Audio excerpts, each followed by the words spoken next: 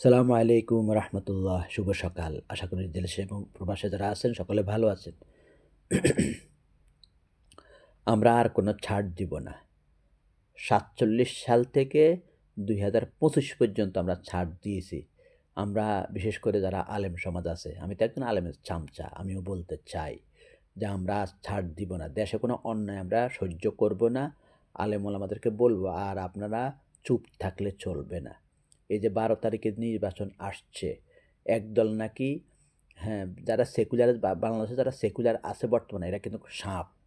এরা ছোবল মারবে। এরা ছোবল মেরে ইসলামের চেতনাকে ধ্বংস করবে।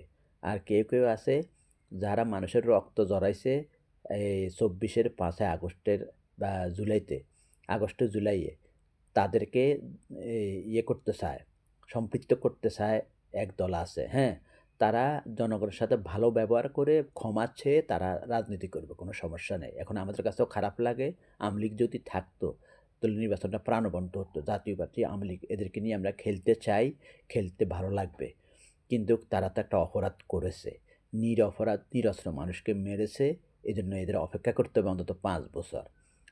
আর কোনো জ্বালা পোড়াও কোনো কিছু আমরা দেখতে চাই না। আমাদের আলেম সমাজ আগে চুপ করে ছিল, এখন আর চুপ থাকবে না। আমরা কোনো ফ্যাসিবাদ আমরা চাই না।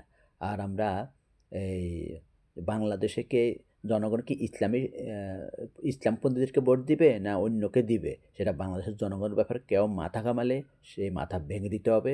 জোরালো আমাদের প্রতিবাদ জানাতে হবে। প্রয়োজনে আমরা জীবন দিব, রক্ত দিব, আমরা শহীদ হব। তবু আমরা আর মাথা নত করবো না। জনগণের জীবন নিয়ে ছিনিমিনি খেলতে দেবো না। চোর ডাকাত বদমাইশদেরকে আমরা আর সমর্থন করব না, করব না, করব না, ইনশাল্লাহ। আপনারা কি রাজি আছেন প্রিয় ভাই বোনেরা? আর আমরা এই আমাদের যে ভোট, ১২ তারিখে নির্বাচন, আমাদের যে ভোটের ব্যবস্থা করা হয়েছে, না ভোটের গণভোট, ওই গণভোটে সকলে ভোট দিবেন, না ভোট কেউ দিবে না। না ভোট দিলে আবার চোর ডাকাতরাই ক্ষমতা আসবে। চোর ডাকাতরাই ক্ষমতা আসবে, ঘরে ঘরে চুরি ডাকাতি হবে। আর কিছু দল সেকুলার যারা, মোনাফেক যারা, এরা কিন্তু ওই সন্ত্রাসী, চাঁদাবাজি, হাইজাকার দল ঢুকাবে ক্যাডারি করার জন্য। এটা আর হতে দেওয়া যাবে না।